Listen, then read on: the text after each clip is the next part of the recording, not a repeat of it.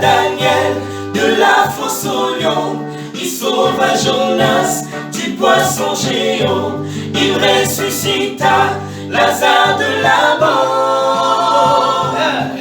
Il est le Dieu de... Vas-y, confesse encore une fois. Il sauva Daniel de la fosse au lion, il sauva Jonas du poisson géant, il ressuscita Lazare de la mort.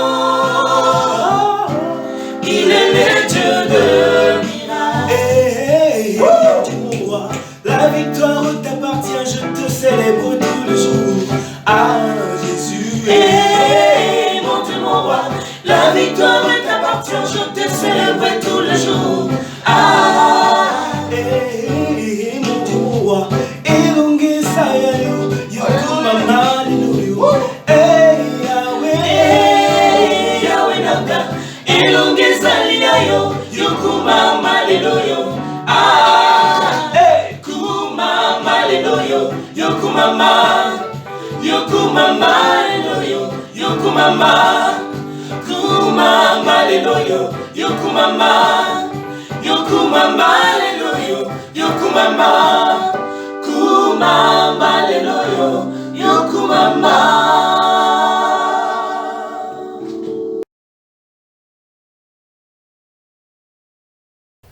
Bonsoir frères et sœurs, bienvenue à notre culte de ce soir. Avant de faire la prière, nous allons lire un passage biblique. Nous sommes dans le livre des Psaumes 111, du 1er au 4e verset. Louez tous l'Éternel. Je mettrai tout mon cœur à louer l'Éternel dans l'assemblée, dans les conseils des justes. L'Éternel accomplit des œuvres admirables. Elles sont méditées par tous ceux qui les aiment. Ses actes manifestent sa gloire et sa splendeur. Pour toute éternité subsiste sa justice. Il veut qu'on se souvienne de toutes ses merveilles. Oui, l'Éternel est bon et il fait grâce. Prions. Seigneur Dieu, nous te sommes infiniment reconnaissants ce soir. Nous venons auprès de toi te dire grand merci, parce que c'est toi qui nous donnes cette occasion, Papa. Nous sommes vraiment très reconnaissants, Papa, de tout ce que tu fais. Papa, c'est vrai, nous sommes là, Papa, pour t'élever, pour te célébrer, Seigneur Dieu, te louer. C'est pourquoi, Seigneur Dieu, Papa, de voir que combien toi tu nous gardes, Seigneur Dieu, tu nous protèges. Tu nous épargnes de plusieurs dangers, Seigneur. Nous sommes dans la joie d'être dans ta présence et nous voulons vraiment t'exprimer notre reconnaissance par rapport à tout ce que toi tu fais dans nos vies. Merci, Seigneur Dieu, Papa, parce que nous sommes là pour un culte qui doit être digne de toi, Seigneur Dieu. C'est pourquoi, Papa, nous venons te confier nos cœurs, te priant vraiment, oh Dieu, de pouvoir nous assister, Seigneur. Je voulais dire de pouvoir nous purifier, Seigneur Dieu, nous pardonner là où nous t'avons blessé, Seigneur Dieu, que ce soit dans nos pensées, paroles, actions, Seigneur Dieu, ou encore par omission, Papa. Nous venons auprès de toi pour que Dieu, tu nous laves, afin que ce culte, Seigneur Dieu, te soit digne du début jusqu'à la fin, Seigneur. Merci parce que tu vas être avec nous à travers les annonces, mais aussi à travers les messages, Père. Grâce à toi, nous sommes en train d'apprendre, Papa, sur le livre des Actes. Aujourd'hui, nous allons encore découvrir un autre chapitre, Seigneur Dieu. Je prie pour ce messager que tu vas utiliser et ta gloire à toi va se manifester. Merci pour ton amour, Papa, toi qui nous soutiens, Seigneur Dieu. Je voulais entre tes mains te confier toutes nos églises, Seigneur Dieu. Te demandant vraiment, oh Dieu, de continuer à nous assister durant cette période, Seigneur. Nous savons une chose, Seigneur Dieu, que toi, tu es à l'œuvre. Soit avec les dieux qui va commencer avec nous ce culte, Seigneur Dieu. Nous voulons cheminer avec toi, Seigneur Dieu, mais aussi l'achever avec toi. Que tout soit fait pour ta gloire, parce que tu vas être avec nous du début à la fin. Nous t'avons ainsi prié au nom de Jésus. Amen.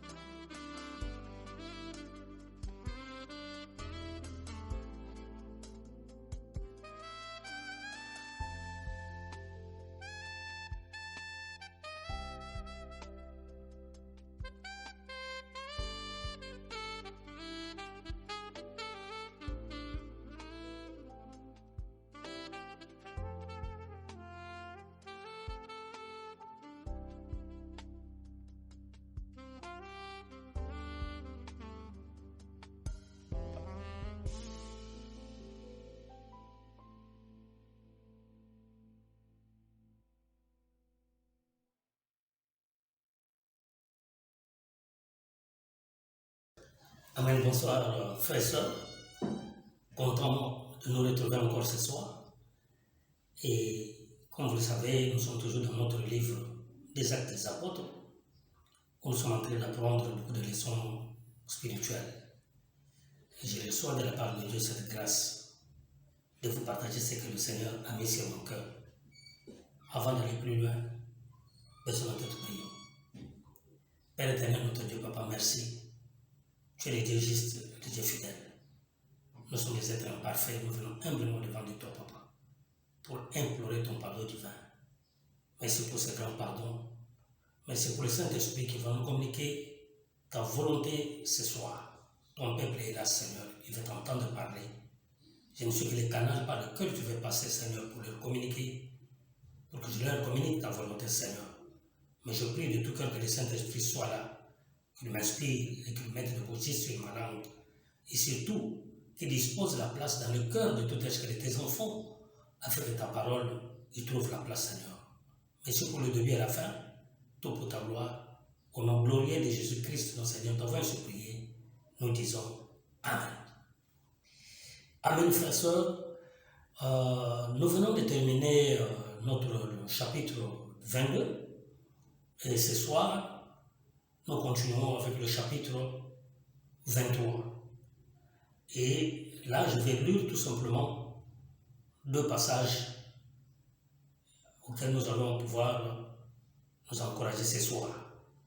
Je vais lire le verset 11 au verset 12. Il est écrit: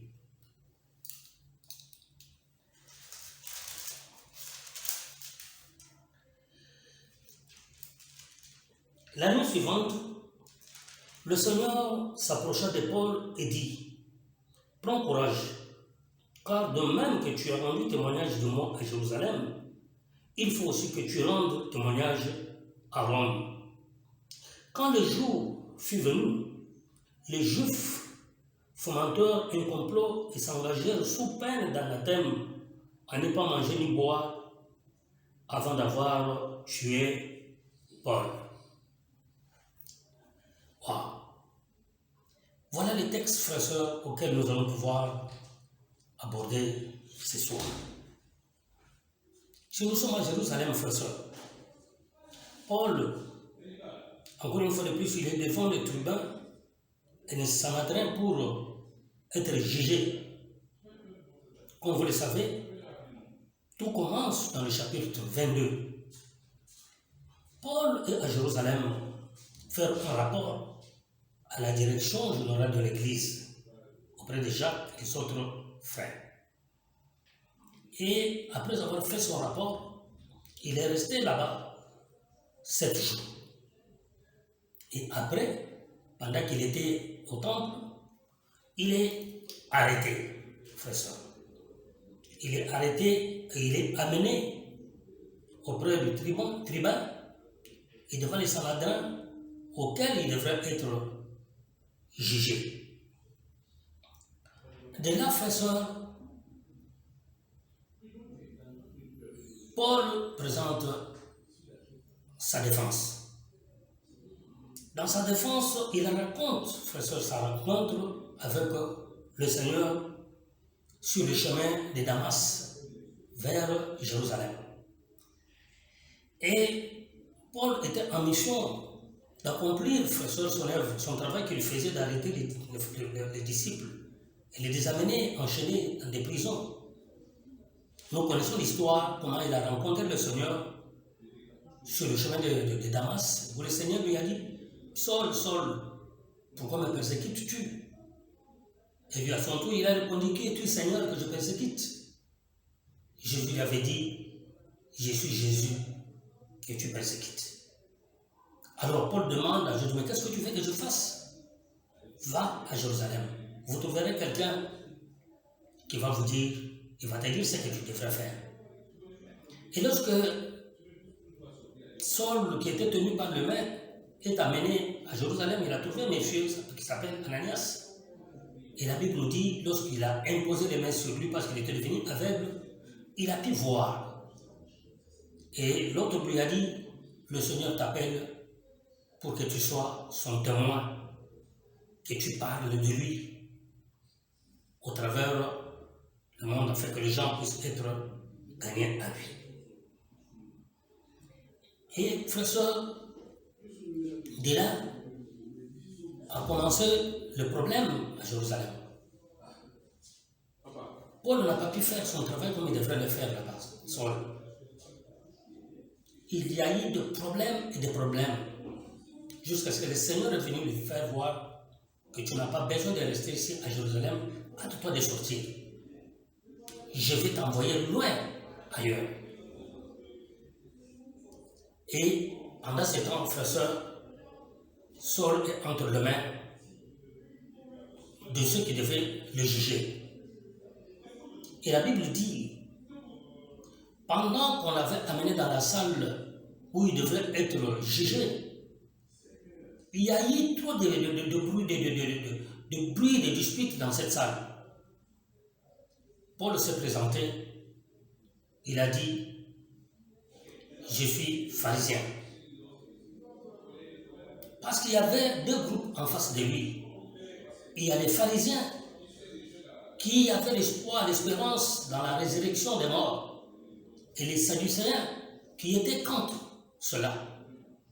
Et lorsque Paul a dit que moi je suis pharisien, je suis arrêté par rapport à ma croyance, à mon espoir dans la résurrection des morts. Tous les pharisiens sont venus de son côté et les sadducéens, donc le groupe était divisé par deux. Et lorsqu'il prend maintenant la parole pour se défendre devant les gens qui l'écoutaient, Saul commence par dire, frères et sœurs, écoutez-moi très bien. J'aimerais comment je me suis conduit en conscience, en une bonne conscience devant Dieu. Frère, soeur, avant même qu'il n'arrive là, la nuit, le Seigneur lui est apparu pour lui dire, prends courage. Car de la même façon que tu as témoigné de moi ici à Jérusalem, tu vas aussi le faire à Rome. Donc Paul recevait la mission du Seigneur d'aller rendre témoignage du Seigneur à Rome. Et il était jugé, frère soeur, pour être transféré à Rome afin d'aller rendre ton témoignage. Et c'était sans même le plan du Seigneur. Parce que pour le Seigneur, son plan était que son témoignage soit rendu dans cette grande ville de Rome. Et frère, soeur, là j'ai choisi mon thème. Mon thème est très simple, rendre témoignage. Mais le sous-thème que nous puissions retenir est que soyons prêts à rendre témoignage du Seigneur. Vous savez, un témoignage, c'est, quand on parle du témoignage, c'est-à-dire dire exactement ce que tu sais ou tu connais de la personne ou ce que tu sais sur lui. Paul, frère soeur, a vu le Seigneur. Il a écouté sa voix. Il a reçu de la part du Seigneur ses recommandations. Et voilà pourquoi, frère soeur, devant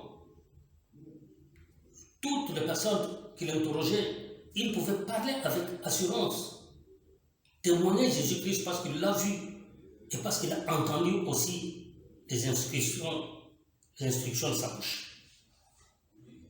Malgré les persécutions, l'emprisonnement et tout, Paul était prêt à témoigner Jésus, c'est-à-dire annoncer la bonne nouvelle du royaume de Dieu.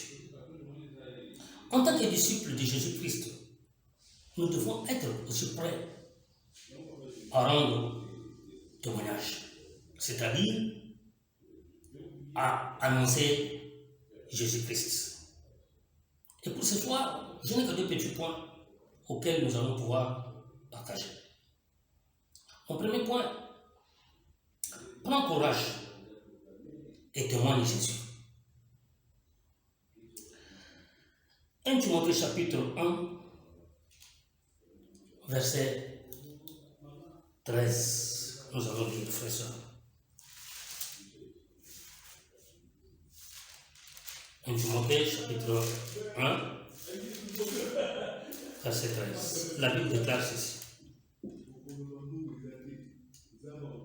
Moi qui étais auparavant un blasphémateur, un persécuteur, un homme emporté, mais il m'a été fait miséricorde parce que j'agissais par ignorance dans l'incrédulité.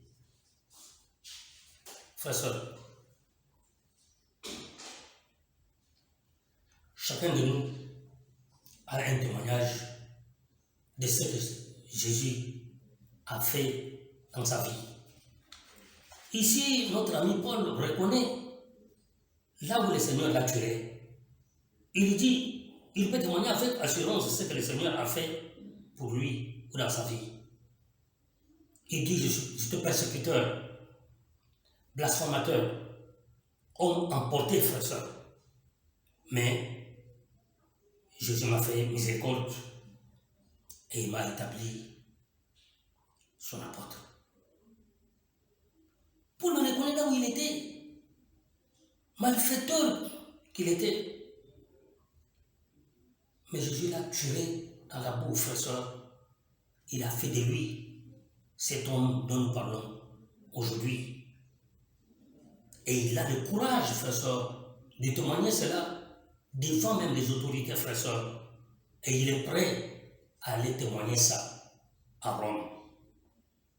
Qu'est-ce que Jésus-Christ a fait dans ta vie que tu peux témoigner? Qu'est-ce que Jésus-Christ n'a pas fait aussi dans ta vie que tu ne peux pas témoigner? Dans Marc chapitre 5, verset 19 à 20, que nous allons lire, il est écrit, Marc chapitre 5, il est écrit, Jésus ne lui permit pas, mais il lui dit, va dans ta maison, vers les tiens, et raconte-leur tout ce que le Seigneur t'a fait et comment il a eu pitié de toi. Frère, soeur, il s'agit d'un homme possédé par des démons qui dormait dans les tombeaux, frère, soeur. Mais lorsqu'il a vu Jésus, et lorsqu'il est venu vers Jésus, Jésus a chassé les démons qui étaient en lui. Et cet homme était guéri. Et qu'est-ce que cet homme a fait? Au lieu de partir, il est resté collé, attaché à Jésus. Jésus lui dit non, tu ne peux pas rester avec moi. Va dans ta maison. Tu vas annoncer tout ce que le Seigneur a fait pour toi et comment il t'a fait grâce.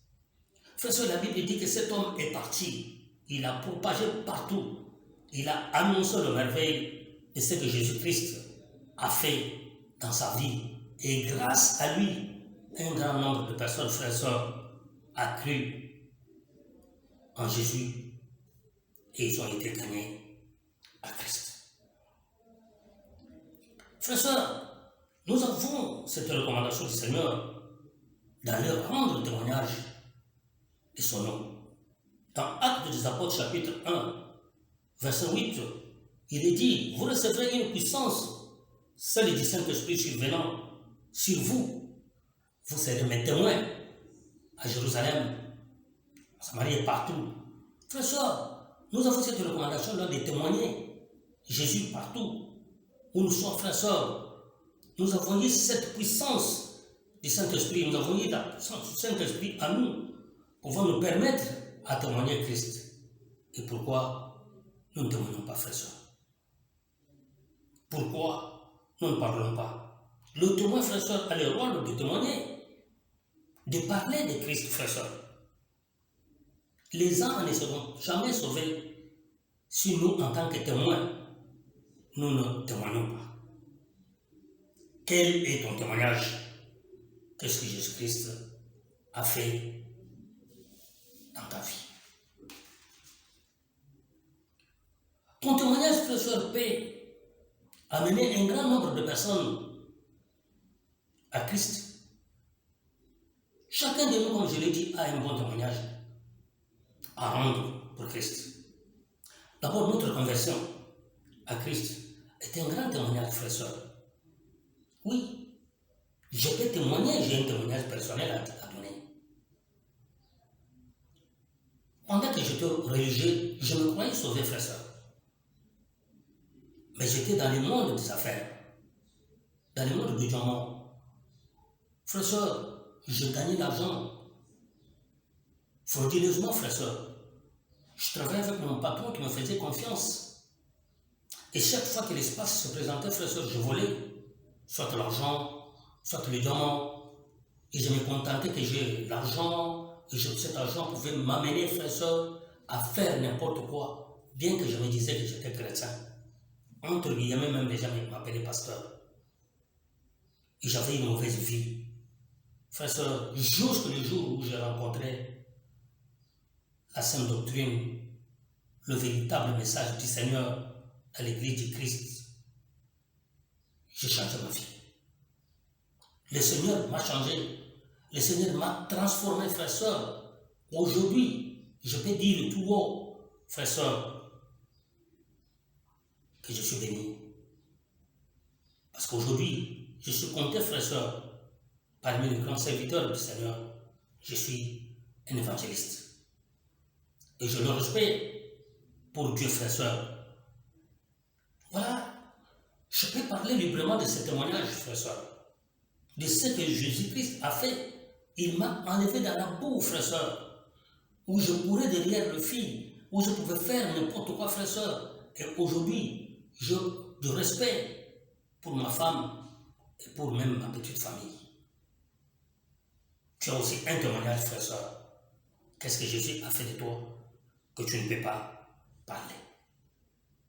Beaucoup ont des témoignages, frère, sœur, et nous nous cachons derrière pour ne pas témoigner. C'est la, frère, sœur. Mais ce soir, rappelle-toi, Jésus-Christ t'a choisi comme témoin pour parler de lui partout où vous vous trouvez, frère, sœur. Et mon deuxième petit point, prie et jeûne pour que ton témoignage touche et convertisse un grand nombre de personnes. Oui, frère, sœur, quand nous lisons les Actes des Apôtres, dans le chapitre que nous sommes en train de partager, frère, sœur, le chapitre 23, nous sommes au verset 12-13. Voilà ce que la Bible dit. Quand le jour fut venu, les Juifs fomentèrent un complot et s'engagèrent sous peine d'anathème à ne pas manger ni boire avant d'avoir tué Paul. Ceux qui avaient fait ce complot étaient plus de 40. Frère, sœur, la Bible nous montre clairement que quand le jour fut venu, plus de 40 personnes s'étaient engagées à ne pas manger ni boire jusqu'à ce qu'ils tuent Paul, frère. C'est-à-dire ils ont gêné. Vous savez, ce sont les malfaiteurs.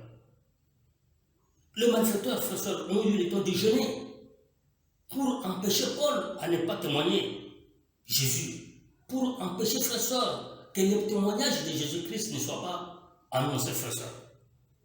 Ils ont dit, nous nous sommes engagés sous peine d'anathème à ne pas manger ni boire. C'est-à-dire, frère, sœur, ils ont demandé leur condamnation ou la malédiction sur eux au cas où ils ne réaliseraient pas leur projet. Alors, s'ils ne tueraient pas Paul, ils invoquaient la malédiction ou la condamnation sur eux, frères, sœurs. Alors, combien plus forte raison, nous, qui avons la mission de témoigner Christ, sachant que Satan combat la mission de Jésus-Christ, ne puissions pas jeûner, prier pour barrer route à Satan, d'empêcher, frères et sœurs, les gens annoncer, témoigner sur Christ. Oui, frères et sœurs, faire passer notre témoignage, ce n'est pas une chose facile. Les gens écoutent la parole de Dieu, les gens écoutent les témoignages, mais Satan vole leur cœur pour que la parole ne trouve pas la place dans leur cœur. Nous avons un devoir, frères et sœurs, de nous engager aussi à jeûner et prier, frères et sœurs, pour que chaque fois que notre témoignage sera dit, sera annoncé, que notre témoignage, frères et sœurs, touche un grand nombre de personnes, afin que ces grandes personnes puissent être gagnées à Christ. Nous avons un témoignage. Tu as un témoignage, j'ai un témoignage, nous avons le témoignage, frères et sœurs. Jésus a dit à Paul, ne t'éteins point, parle. Nous sommes dans l'Acte des Apôtres, chapitre 19, verset 8 à 9. Ne t'éteins point, parle. J'ai un grand nombre de personnes dans cette ville. Frères et sœurs, notre témoignage peut toucher un grand nombre de personnes. Ne nous taisons pas. Parlons, frères et sœurs. Un grand nombre de personnes sera gagné à Christ et la gloire va revenir à notre Dieu. Frères et sœurs, voilà le petit message que j'avais pour nous encourager ce soir. Qu'à Dieu seul, ça, la gloire. Je rectifie les passages, c'est Actes des Apôtres 18, verset 9 à 10. Merci beaucoup.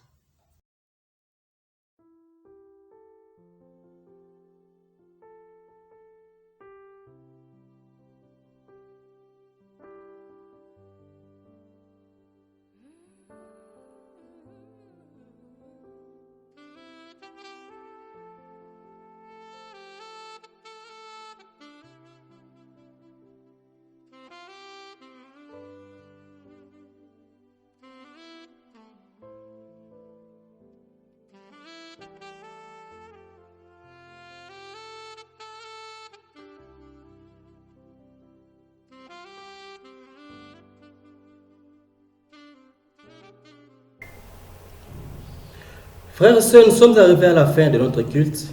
Baissons nos têtes et prions. Père éternel, nous te disons grand merci. C'est vrai, nous t'avions demandé de pouvoir nous assister. Au début de ce culte, Papa, c'est ce que tu as fait. Nous te sommes vraiment reconnaissants, surtout pour ce message, où toi tu veux encore nous refixer, Seigneur Dieu, sur comment nous devons vivre, Seigneur Dieu. Merci pour ton message, Seigneur Dieu, Papa, que tu as utilisé, Seigneur Dieu, pour que nous puissions être en contact avec cette parole, Seigneur Dieu. Donne-nous, Seigneur Dieu, à fournir les efforts qui iront dans le sens de mettre cette parole en pratique pour que ta gloire à toi se manifeste. Merci aussi, Seigneur Dieu, Papa, pour nos prochaines occasions, Seigneur Dieu, où nous, tes enfants, Seigneur Dieu, nous allons nous réunir en tant qu'Église, Seigneur, pour te célébrer, que tu puisses être avec nous et que tu sois là en train de te manifester. Entre tes bonnes mains, nos différentes familles, Seigneur Dieu, nous savons une chose, c'est toi qui es là pour nous garder, Seigneur, mais aussi pour nous protéger. Nous voulons vraiment te bénir, nous voulons vraiment t'élever, nous voulons vraiment te remercier par rapport à tout ce que toi, tu fais à faveur de nous qui sommes tes enfants. Sois loué, Seigneur Dieu, parce que c'est toi qui es là en train de nous soutenir. Nous te prions vraiment avec beaucoup de reconnaissance. Au nom de Jésus, Amen.